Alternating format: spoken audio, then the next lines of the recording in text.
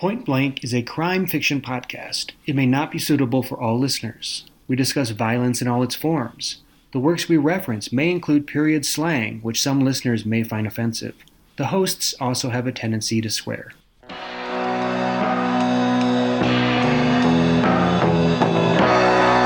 Episode 37, Out by Natsuo Kirino.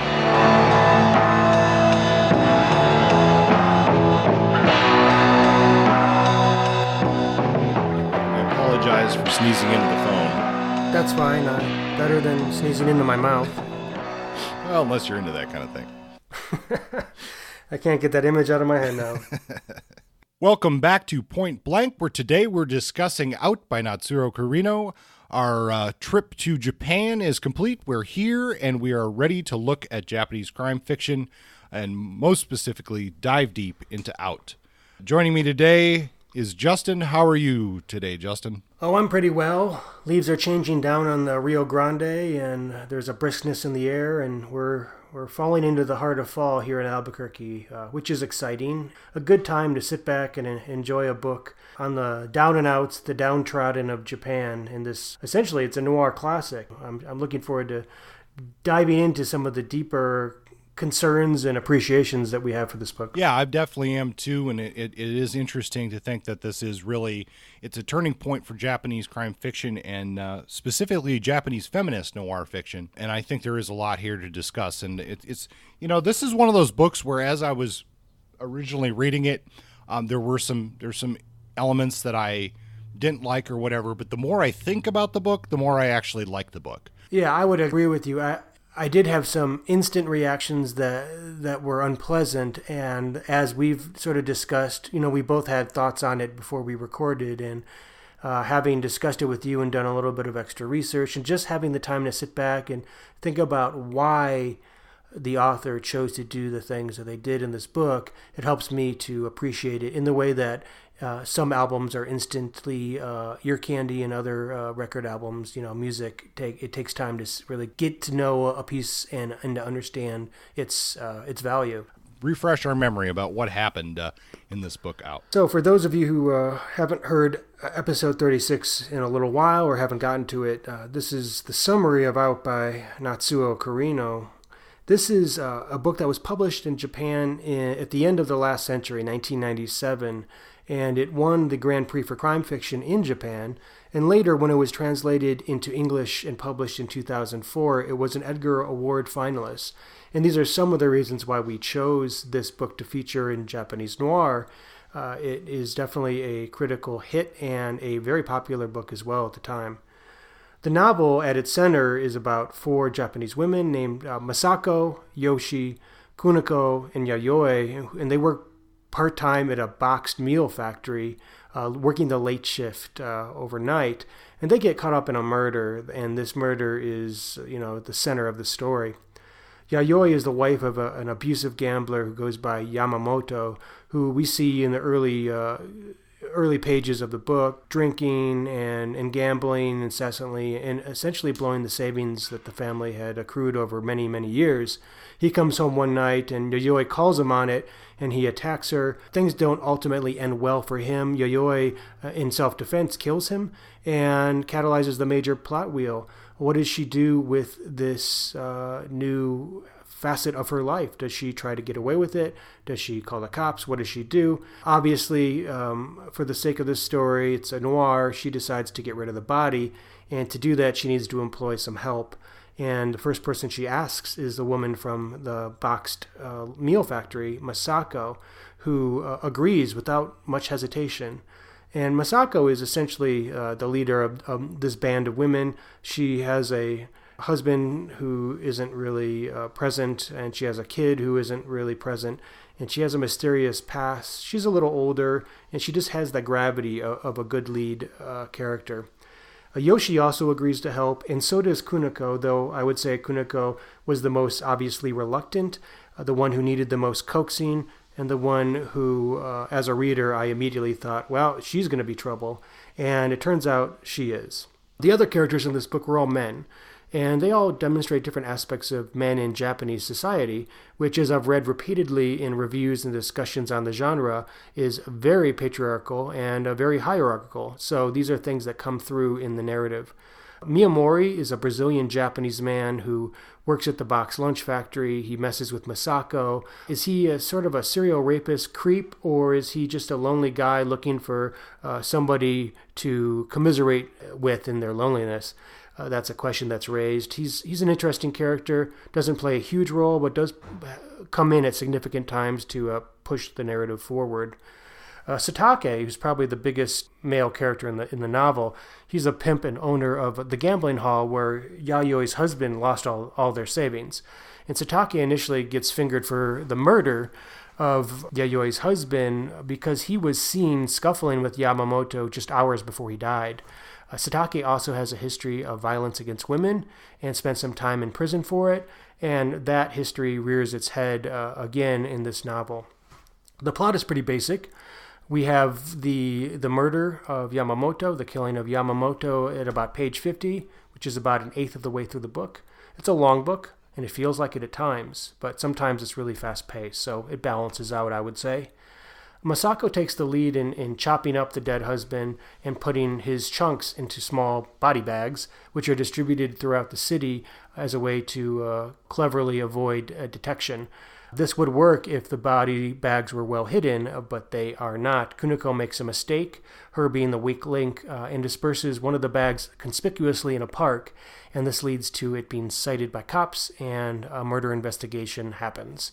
This ratchets up the tension considerably, and you can feel the pressures of the state bearing down on these four women who don't have much to live for to begin with, and now they feel this pressure on top of the guilt they feel at having participated in clearing a murder up.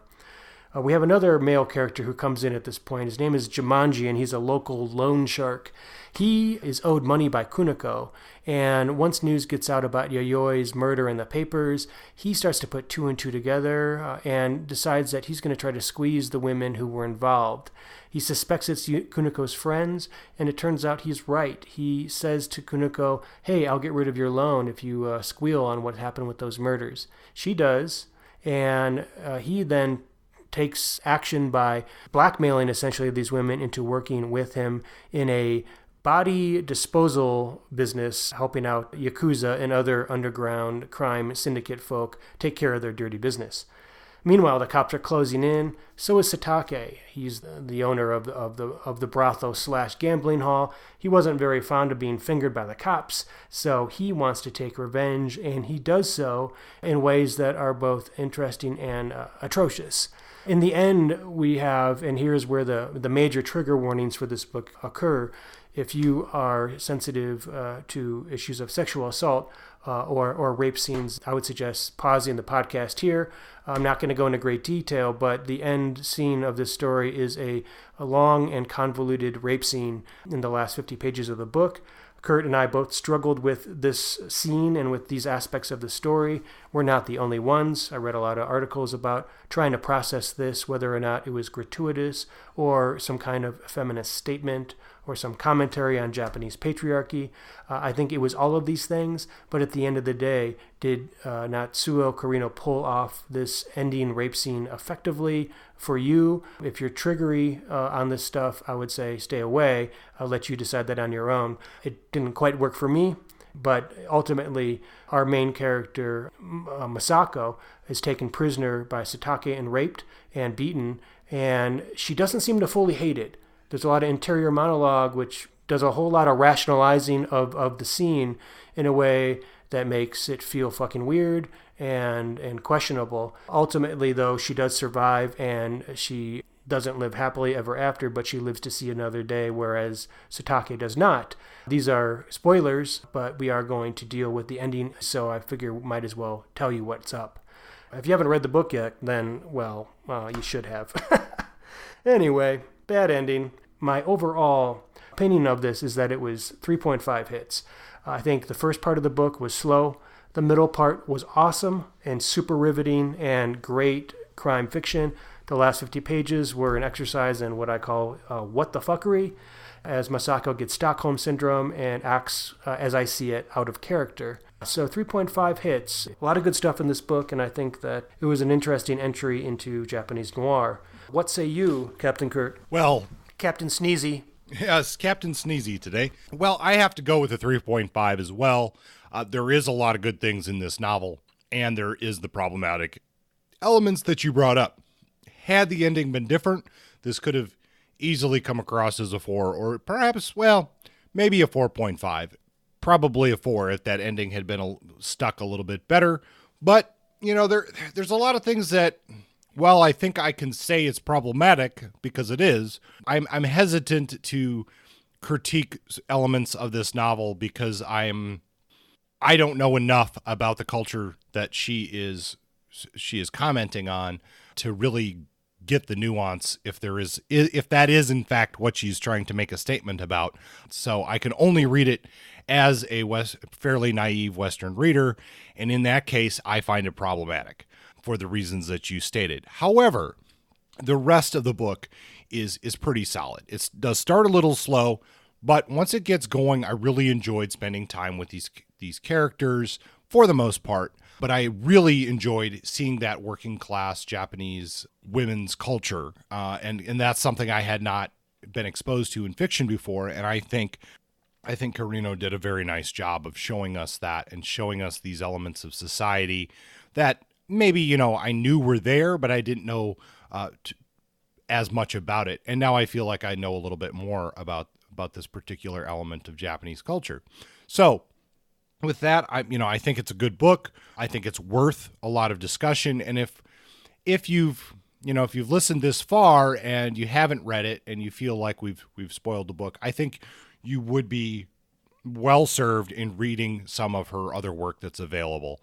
I think there's a lot here to praise, and I can only imagine that it carries through to her other work. She's been very prolific, and at least 4 of her books are available in English. So that's my general impressions of the book.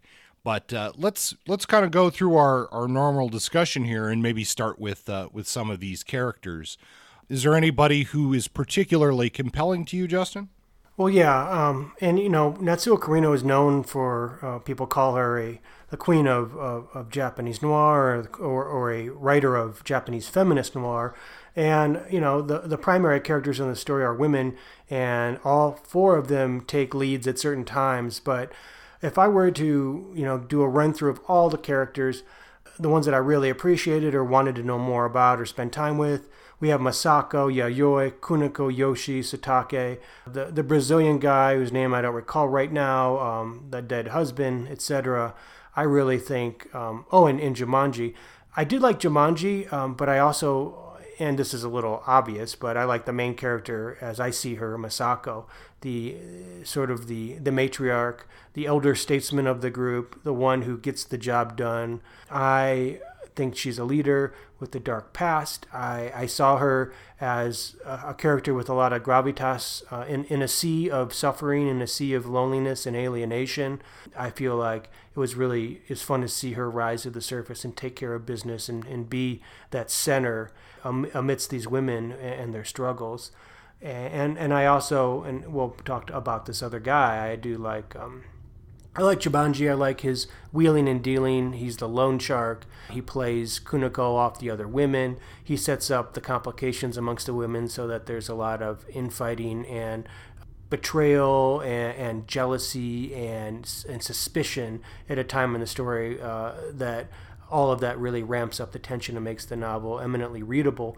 But his time on the page, I feel like he's not just a two-dimensional character. They give him some motives that are deeper than simply making money, and he has a yearning for Masako, for example, and there's other things that are happening there that I think make him an interesting character, and one that I haven't seen as often in books like this. So those are my 2 strong characters. Before we dive into any specifically, did you like those characters, or do you have others in the story that really stood out to you? Yeah, no, I would have to agree with you. I like Masako for a lot of the same reasons you do. And I mean, obviously she's essentially the main character.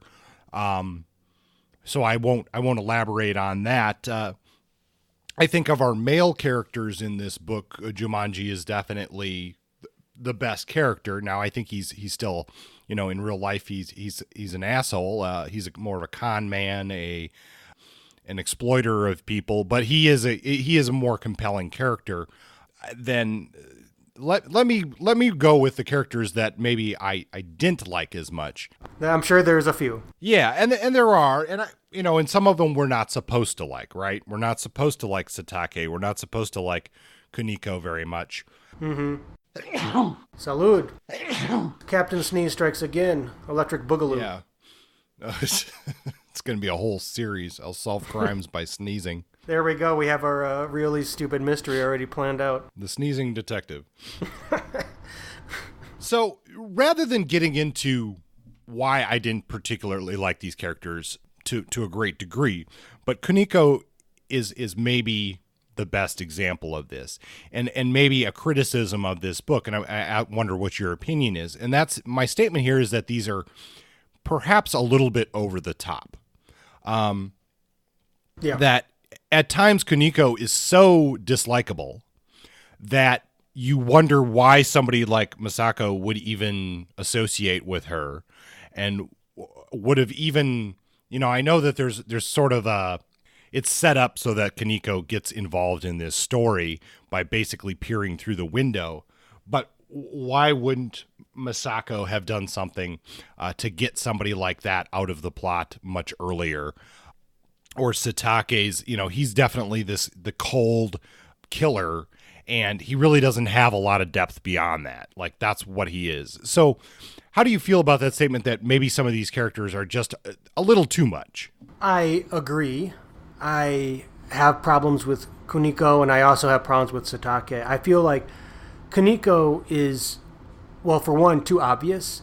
I knew as soon as the plot started to turn, I knew that Kuniko was going to drop the ball. She was set up to. And for me, maybe it was the translation or the original writing, but it was just so transparent that she was going to muck up the works that when it happened, I was like, oh, okay. So being able to foresee the plot that clearly, even in genre fiction, didn't quite work for me, and made me feel as if Kuniko was a bit of a cardboard character in a sea of characters with more complexity than that. There's also, some issue with the way that she was presented. She's overweight, she's lazy, she's conniving, she's weak. Like, it was just like a list of, in a book that's full of feministic ideas and icons and challenges the patriarchy, she felt like very much an anti-feminist style woman character. But I see her value in the story. I feel like it was just overdone just a little, and like you said, a little over the top. Satake, yeah, halfway through the book, I was still trying to figure out what his role was going to be.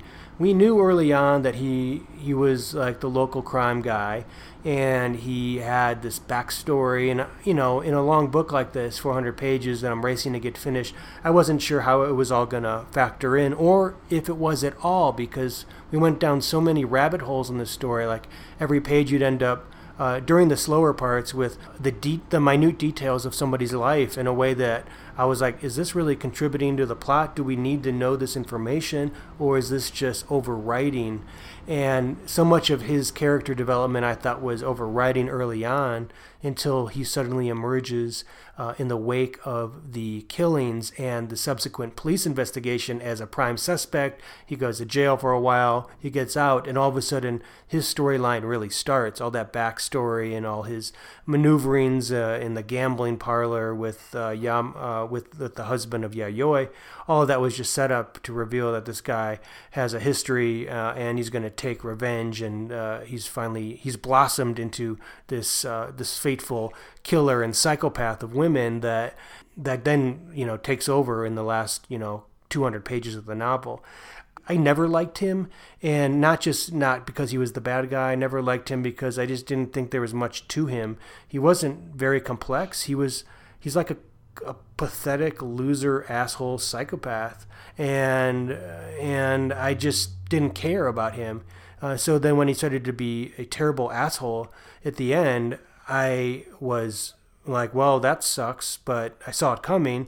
then, because the way the ending happened with Masako and the sexual assault, and how it seemed as if it wasn't exactly, she wasn't fighting it tooth and nail. It was almost like there was a little bit of, well, this guy's really nice, like a soft spot for Sataki. And I'm like, I didn't feel like any soft spot for Sataki was earned. And maybe I missed something about him. Maybe he's more complex than I give him credit for, but I certainly didn't feel it in the story. No, I would agree, and I don't think there is a soft spot. Although it does feel in the writing that there was an attempt at that, but I don't feel that worked if that was the case. Maybe it was lost in translation again, but we gotta, we're judging the book based on what we read and our interpretation. So I would say, based on what I read, Sataki doesn't fit the bill as the complex villain that I look for in an antagonist, especially one that does such terrible things to the protagonist and isn't as scrutinized for it as you would expect. Well, let's go back to the core group of women here for a moment, and I wanted to touch on an interview that I read with the author, and she talks about her inspiration for this book, and she says that her inspiration were friends who are homemakers or housewives who are financially helpless and depend on their husband's income and are thus trapped. And I think that certainly comes through in this book. Sure, totally. And she says that Masako is an example of the woman who cannot be promoted in society, and that certainly comes through. We find out that Masako basically hit the glass ceiling at her previous when she worked in the financial industry, and that's why she had to leave because she was sort of ostracized from that whole world because she wasn't playing into the gender role that she was supposed to. And then these characters, these four characters from Kirino, they are supposed to be representative of a certain element of Japanese culture or the type of Japanese woman that she saw when she was writing this book. Interesting. Kaneko is an example of the rampant consumerism that occurred during the economic bubble in Japan, which, what would that be, like the mid 80s to the late 90s ish. So, and that certainly comes through. Yoshi is an example of the woman who is subject to poverty, who's the caretaker, who is trying to do everything that so many other people are relying upon her, that she really has no time for herself. Mm-hmm. Yayoi is sort of the typical Japanese housewife, always less important than the man, and that's a theme that comes through in this fiction quite significantly. They also present her as sort of the dimwit of the group too, quick, not really much of a thinker, and reliant on these other people to take care of the the harder thinking tasks. Yeah, that's definitely true. So anyway, that's what the author says these characters represent, and I would say that comes through in the fiction pretty clearly. Yeah, and I think you have to be careful when you're trying to write characters into types, so as not to make them feel like tropes or caricatures. And while I think that all four of these women are distinct from one another, sometimes maybe even too distinct, like they too much fill in like this purpose served for the purpose of the, like they were created solely for the purpose of the plot. I think they all, in their own ways, there's enough time spent with each of them that we get to know them to an extent. None of them are just written over or ignored. We spend time in the houses of each. We see them alone. We see them together. We see them in their circumstances. Captain Sneezes. Yeah. I felt like I didn't get enough of Yoshi. I felt like I knew her the least, because with the Yayoi, we see her as this deferent dimwit, but then she's the one who kills her husband. Obviously, she's at the center of that. And then she begins the process of quickly trying to forget that she was a part of it. She was trying to do the erasure of her own action, repression essentially, which I think ties into this notion of her as being the character type of the housewife, just wanting things to go back to normal. That maybe her husband isn't dead; he's gone, and she can just continue to live life like it was in her own way. But obviously, that's impossible. How do you feel about something that did strike me, and maybe this is why those first, 50 to 100 pages seemed a little bit off to me? How do you feel about the ease in which these women enter into this crime? Because it seems to me like it seems very believable to have an abusive spouse and flip and kill them. I mean, that's happens frequently. Yes. But then to take this step of, oh, now we're going to grind up this body in a tub and process it like a piece of, pork or something. It seems like the women they come to her aid rather quickly, and they're like, I mean, they're work friends. They're not like the best of friends. They're not. No. That seems to come a little too easy. And how do you feel about that? That reads right. I feel like that just happened, and we were supposed to just assume that this would be what would happen.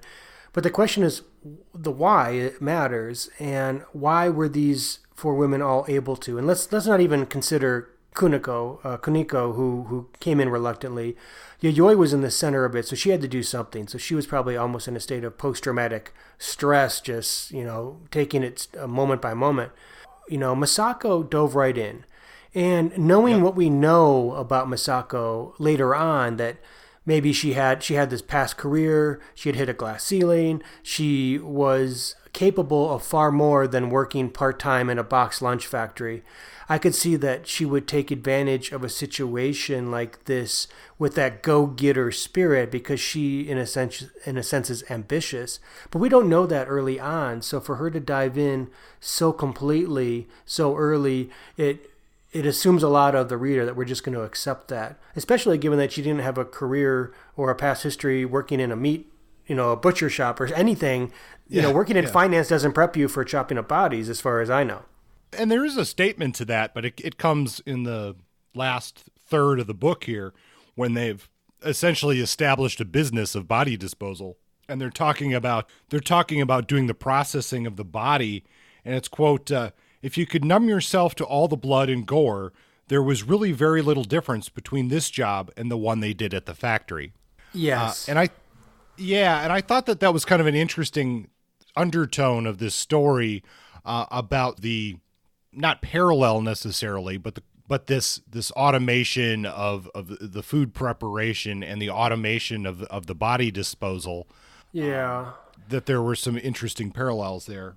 Sure, it raises questions of the assembly line, industrialized society, and also industrialized, animal processing, and how and the de-individualization of everything, and all those questions. But you say that comes in the last 1/3 of the book. At that point, we're either in deep to the story, or we probably have stopped reading. So I think. You're right. I think a little bit of foreshadowing of Masako's abilities could have been helpful, but I didn't doubt that she was the leader fairly early on, as soon as we started to get her, in dialogue.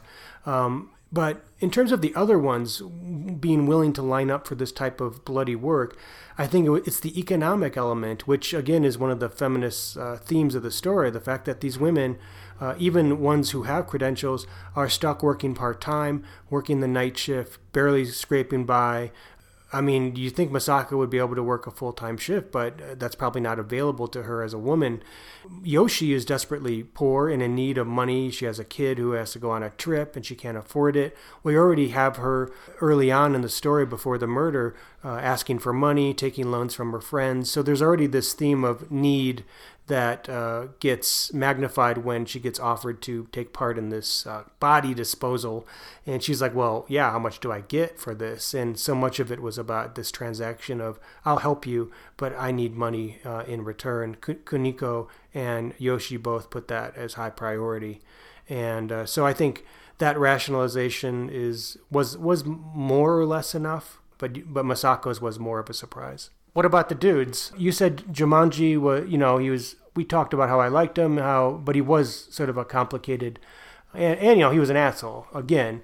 One writer I read talked about how the men in this story are all oppressed and crippled by depression. Yoshi's husband died of cirrhosis, it turns out, in the story.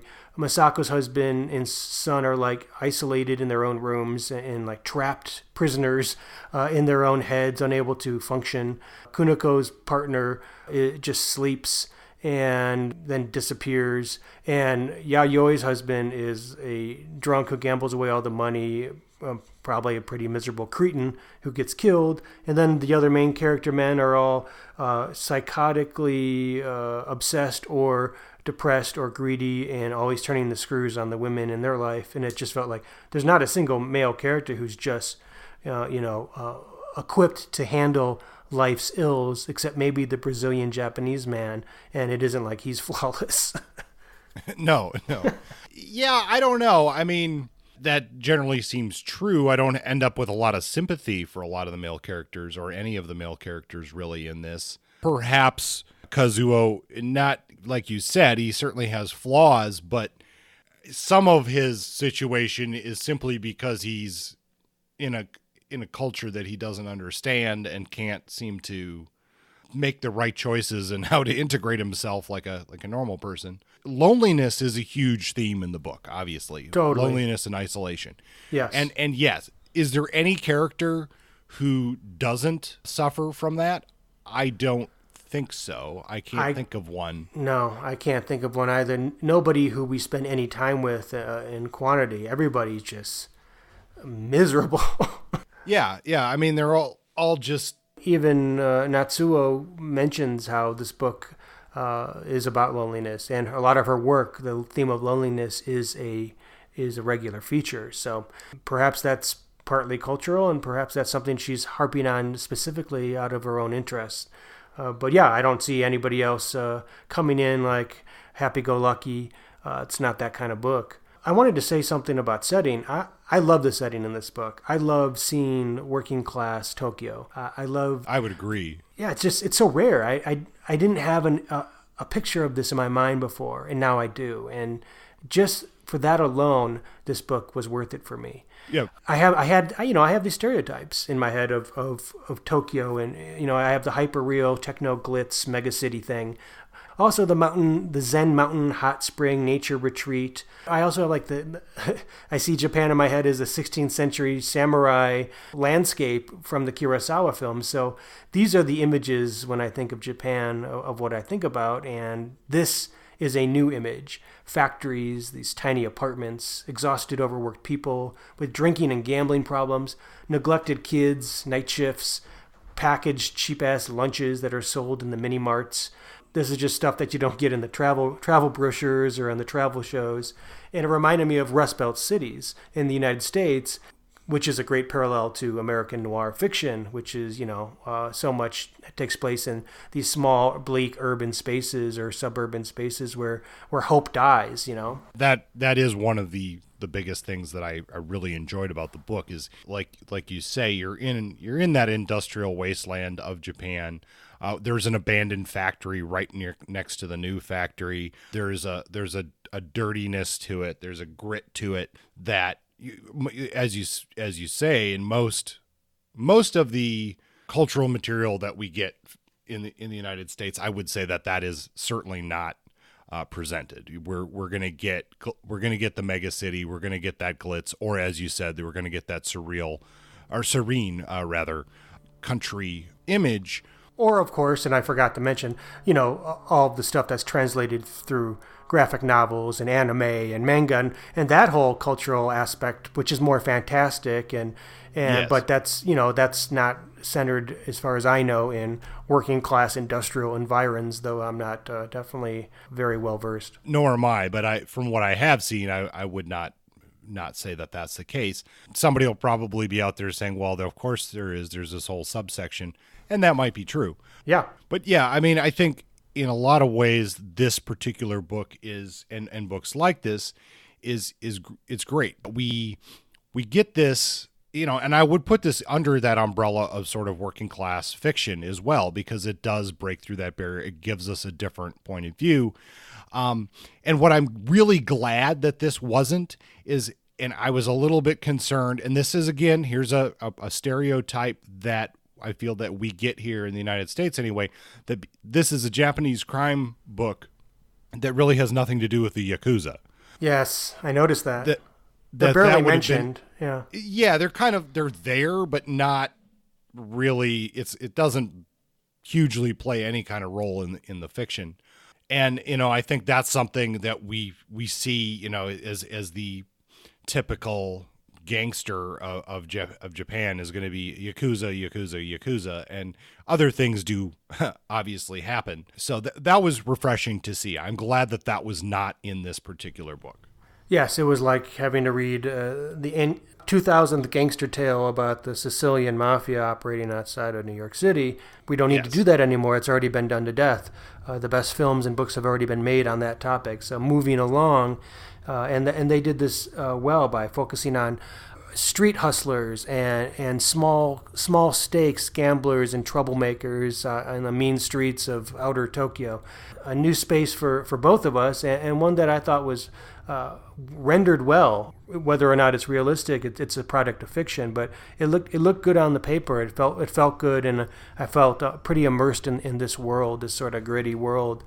Plotting I thought was interesting. I don't have much to say on the plotting other than the fact that it was, when the book started going, it was very fast paced, and Natsuo Kirino did a good job of tying all the women together in such a way, who says what to who, and who doesn't say something, who's withholding information, and how that information, once revealed through one person, gets transferred from one person to the next. You have to react to it. Who's being betrayed? Who's keeping secrets? Who's underhanding the others? And I really thought the plot mechanisms between all of them, and how each instance of knowing or not knowing something led to another turning of that screw, the tension and otherwise.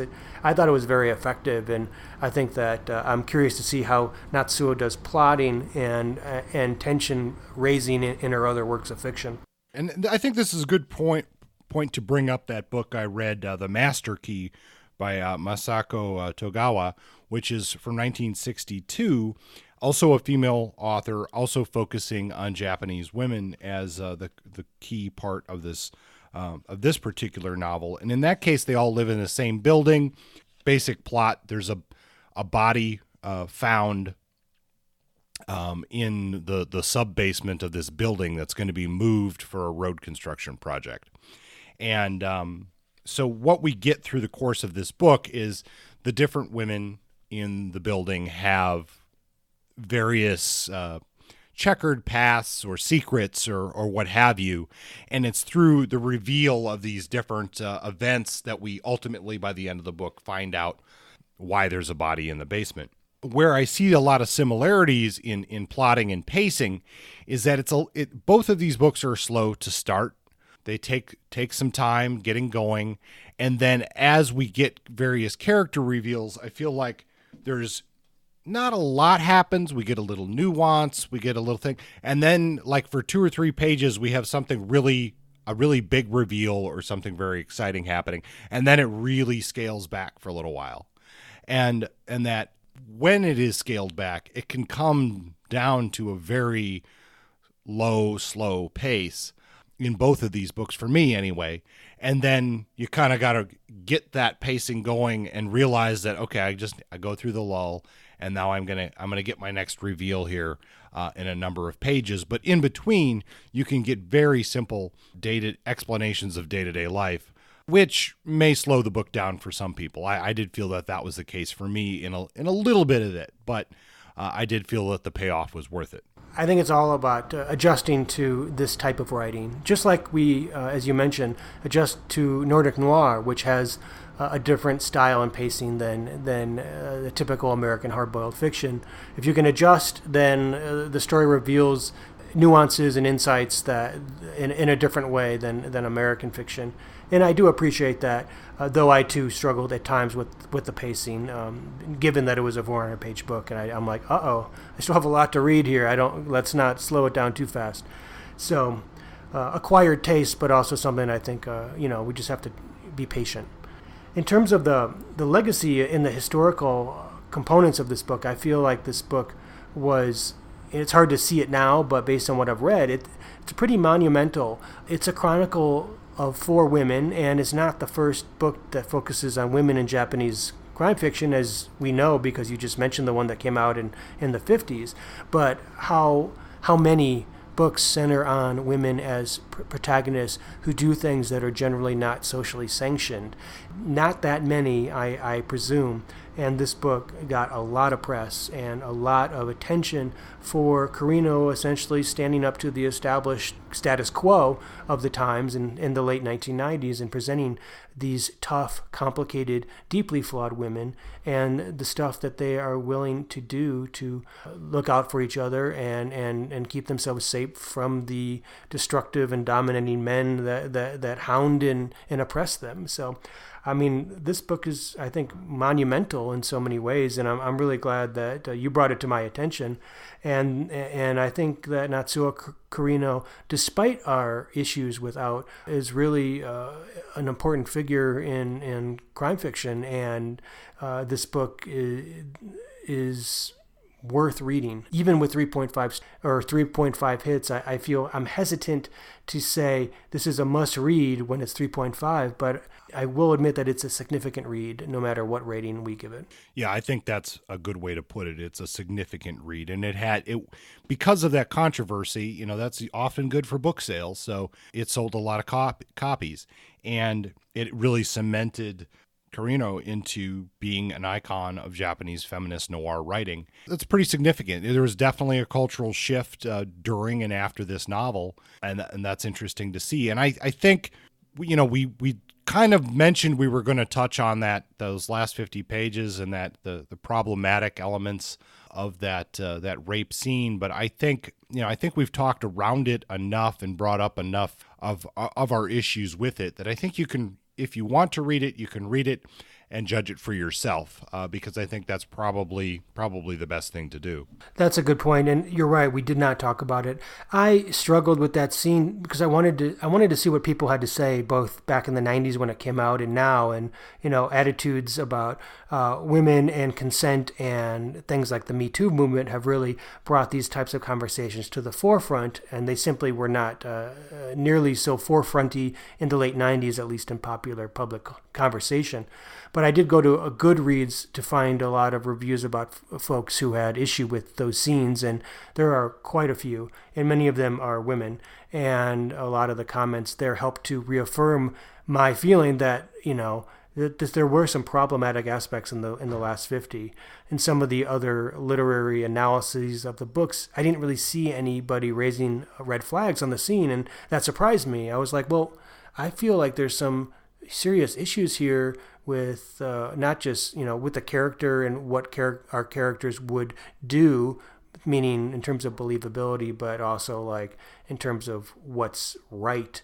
And I thought maybe this feminist icon was betraying her own cause in that last scene. So there is a lot of commentary out there, both pro and con, and nuanced commentary as well if you want to read up on the scene before you read it yourself. I would just echo the fact that it did sit uncomfortably with me as well, and I don't know if I should go back and reread. Maybe I should have reread it before we did the show here, just to see if I processed it any differently. I don't think I would, however. That's through my eyes, and I think it's safe for us to both say we had issues with it, but there's people who disagree on that. So it's there, and you should look at it for yourself. All right, this time in Cinema Spotlight, the film I review is Stray Dogs by Akira Kurosawa. This film, a Japanese noir, has been on my to-watch list for some time. Kurosawa is best known for his stunning samurai films, including Rashomon and Seven Samurai.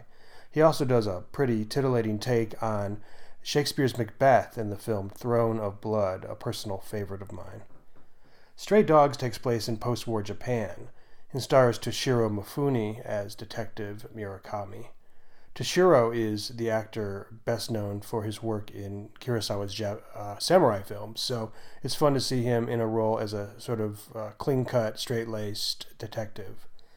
The premise is simple. While walking about the city, a pickpocket steals Mifune's gun, a subcompact Colt handgun, and in a country where only the police or criminals have guns, it is important for him, as an inexperienced rookie, to get it back. But who stole it, and how does Detective Murakami find the thief in a sea of people. Murakami is intrusively persistent in his pursuit of one lead after another, dogging a woman through the streets for an entire day until she gives him just a hint as to where the gun might be, dressing like a homeless vet and living in the streets for days just to trick local gun merchants to think that he might be desperate enough to want to buy a weapon. The tension comes as a number of local crimes start getting committed using, supposedly, the Colt that he lost. And this amplifies Murakami's suffering and desperation, and the stakes get higher and higher. While I found this film too slow at times, there's a long scene in a baseball stadium with a lot of dialogue, and it just felt like the pacing sometimes left something to be desired. However, I loved many moments in this film, and cinematically, in terms of cinematography, there are some real keen, beautiful Kurosawa-style shots. Also, the climax, I find, is great. If you want to see how Kurosawa interprets film noir, I highly recommend Stray Dogs.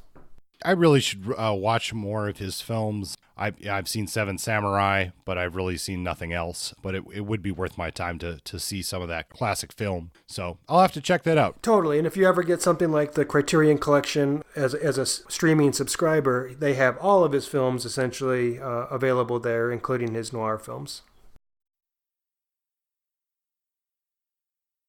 And this time for Well-Thumbed Classics, we have a little bit different of a review for you today. This time I picked up a book called The Best of Manhunt, a collection of the best of Manhunt Magazine. The foreword is by Lawrence Block, afterwards by Barry N. Malzberg, and edited by Jeff Vorzimer. And first off, I have to say, if you are at all interested in the crime fiction of the 50s and 60s, I think this is kind of a must-buy collection. This came out in 2019 from Starkhouse Press, and I know a lot of people were really into getting this collection back into print. Some of the stories were in a short story collection of the Best of Manhunt published back in the late 50s, but this is in new publishing with some additional works.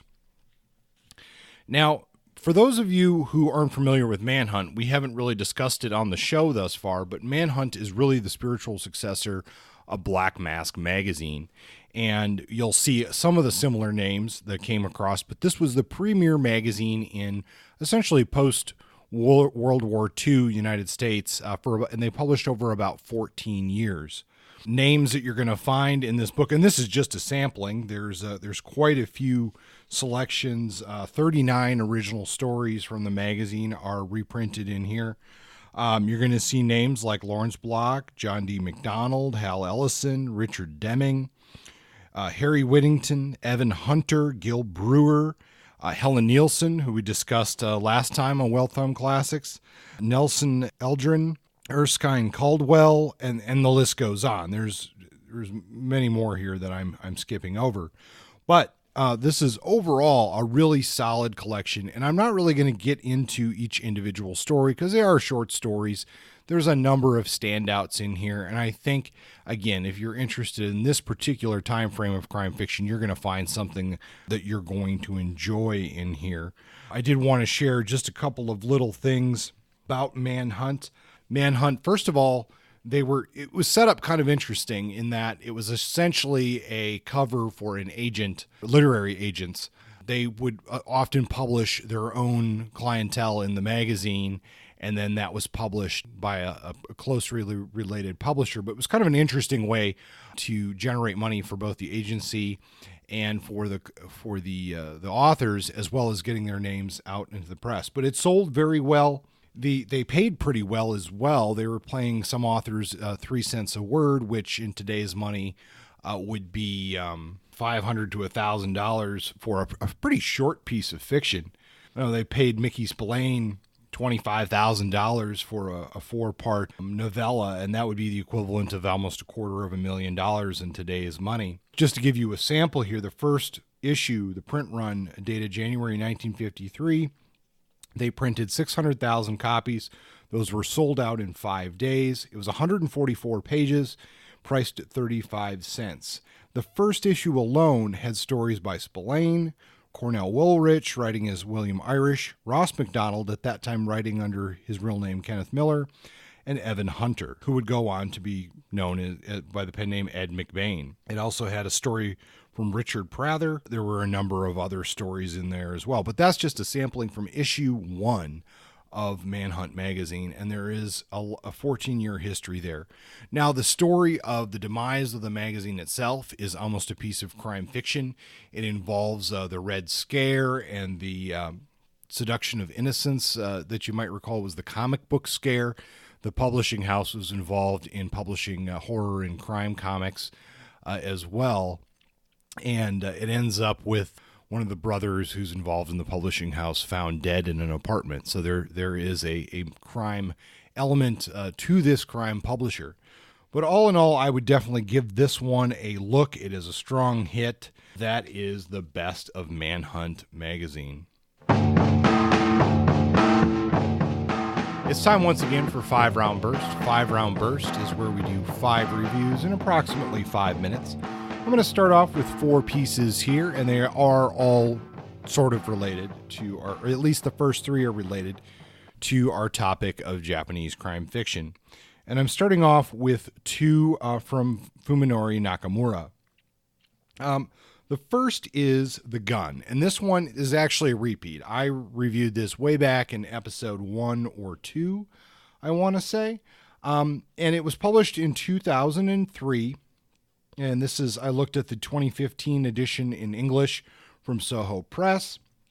And really, just as a review here, what we have is a young man who finds a gun next to a dead body in a park. He picks up the gun, and the gun essentially starts to transform him. And he goes on this adventure of well, not adventure, but this story of how this power is potentially corrupting him. What will he do now that he has this gun? And then it leads to a choice, of course, towards the end of the book. Now, you may recall back in episode 1 or 2 or whatever it was that I liked elements of the book. However, I was hesitant to recommend The Gun as an American reader. And I would say I still feel that way about it. There are some elements in here that just don't speak to me the way they might speak to someone else. I didn't feel that, just finding a gun would move the character the way that it does in this fiction. And I think that's something that culturally is just, obviously it's America. We have a lot of guns here. It's not as big a deal to, and maybe it should be, but that's the reality. So anyway, but I remember that there was a lot of quality writing in here. There was a lot of interesting pacing elements that I thought in The Gun, and I was looking for more from Fuminori Nakamura. So for this episode, I went ahead and I did pick up The Thief. Now, this one was written in 2009 and then published from Soho Press in 2012. And this is a story of a pickpocket who basically gets in over his head. And there's not much more to it than that, but I really enjoyed this. Using a character who was a pickpocket and involved in essentially petty crime and then elevating him into something a little bit more sinister was exactly what I was hoping for from this Japanese noir tradition, and Nakamura really shines using this as his story elements. He does a nice job of ramping up the tension. Our character is flawed. It progresses in a nice noir way in that the choices get more difficult. What does he do? He's just flawed enough to be that flawed character, but he has some redeeming qualities. And that gives us a lot of ability to connect with the character here in The Thief. Now, this one was a winner of the David L. Goodis Award for Noir Fiction. I think that's perfect because that is exactly what I got out of The Thief, was a Goodis feel for the type of story that David Goodis would tell. So The Thief was a strong hit for me. Next up, and I've touched on this one a lot throughout the 2 episodes, so I won't say a lot more about it, but this is The Master Key by Masaku Togawa, and this came from, the copy I looked at was Pushkin Vertigo edition, published in 2017. It was originally published in 1962. And what we have here is a story, it's a kind of a locked rooms mystery in a way. We have an apartment building for women, and I guess this was a thing in Japan, particularly in post-war Japan, where they would have public housing that was exclusively for single women, and that's what we have here. This building is going to be moved for a construction project. They're going to pick it up off the foundations and slide it over. Well, in that, there's a child's body buried in the basement. So that's what happens. We find that out at the beginning, that the building is moved. They're going to find this thing. So how did we get there? And how we get there is really the journey here as we go through different characters in the apartment building, these different women. What do their past lives tell us? What scandals or what experiences have they had that are hidden? And some of them are more substantial than others. Of course, there is a dead body here in the basement, but others are very small indiscretions that have led these women to these solitary lives, partially out of their own isolation, but also because that is what society has deemed of them. And there's also there's sort of an interesting intellectual woman. There's a former violin prodigy. And the name of it comes from this master key that opens all the rooms in the apartment complex, and it disappears. And that's part of the events that unfold and unravel these various backstories.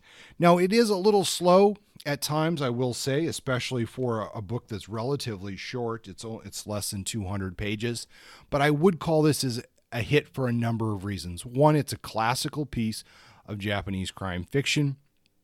Two, it's a relatively, I guess I would say, early story of crime fiction featuring women, written by a woman, and particularly an insight into Japanese culture and Japanese women in particular. And for that reason, it's pretty interesting to read that and read something like Out, where we have, even though Out is now 20 years old, at least it is a more modern take and a transitional take on women's place in Japanese society from where things were at during the Master Key in the 1960s.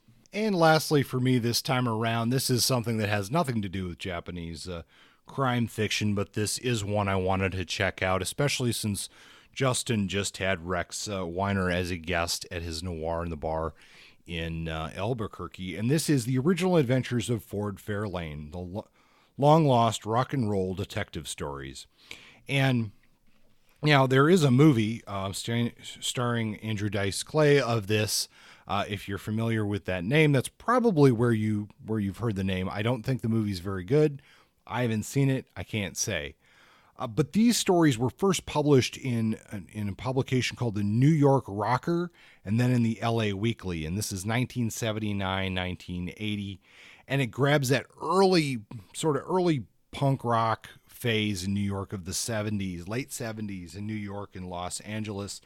And it really does grab at the grit and grunge of that early punk rock movement. And I really enjoyed this. I mean, we see places like a CBGB Club, the Mud Club, Tier 3 in New York, and then LA clubs, which I'm not as familiar with, Starwood, 00, and Cuckoo's Nest. But I know that some of these places saw some amazing concerts, and we get a look into that with this character of Ford Fairlane, who's like, becomes this sort of fixer for these crazy rock stars and their problems. And they're short. This is a very short book.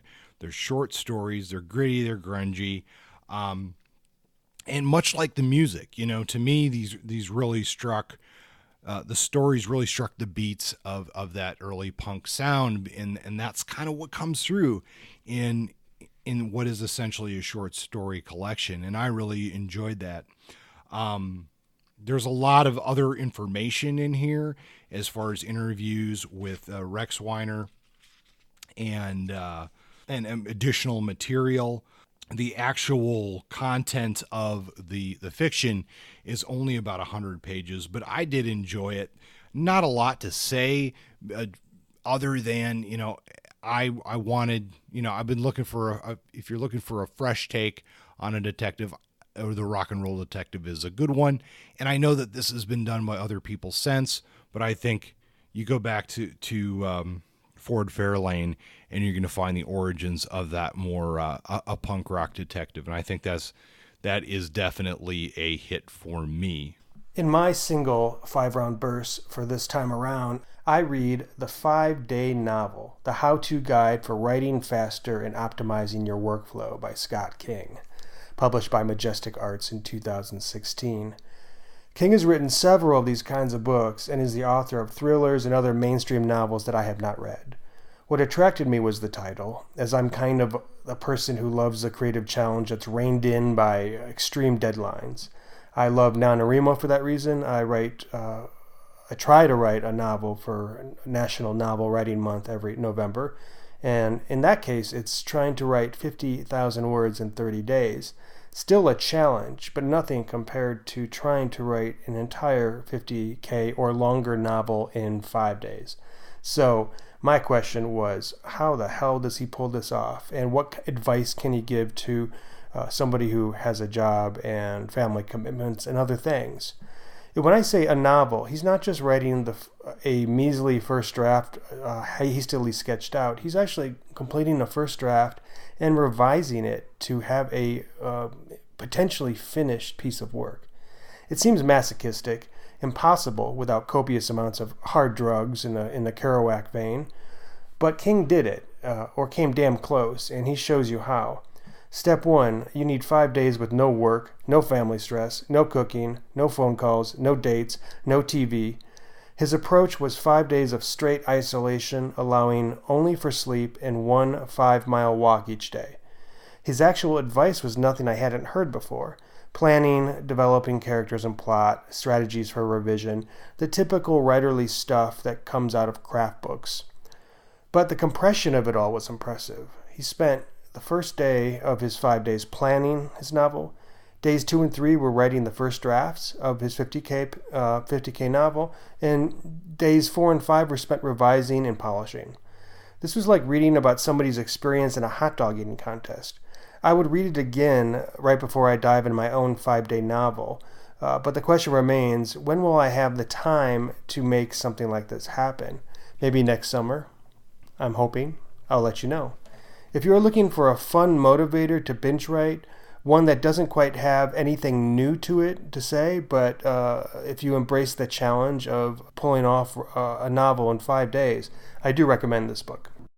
Coming up in future episodes, episode 38 and 39, we cross over the Pacific and South America to Brazil, Sao Paulo in particular, where we spent time with Leighton Gage's Blood of the Wicked, which is the first book in a series featuring Leighton's protagonist PI, Mario Silva. So we get a new PI series, and it's set in the mean streets of Sao Paulo. I think there are some land issues related to this book, which make it timely. And then from there, we head up to Mexico City, one of the crown jewels of the world in terms of cities, and we hang out with Paco Ignacio Taibo, who's one of the godfathers of crime fiction there, and spend time with his PI, Hector Beliscoran Shane. And we haven't picked out the book for that. We might do the first one. We're going to talk about that and pick a selection that we think will really work and be one that you enjoy. So those are the future episodes before we return to the United States and do some good old American authors for a while after our return from noir around the world. How do they contact us, Kurt? If you want to get in touch with the show, you can find us on Facebook at Point Blank Hardboiled Noir and Detective Fiction. You can send us an email at pointblanknoir@gmail.com, or find us on Twitter at pointblanknoir. Spread the word. If you like the show, give us a rating on iTunes. We really love to see those ratings. And tell your friends if you know somebody who's an enthusiast of crime fiction or fiction in general. Let them know that we're looking for them. All right, bye-bye.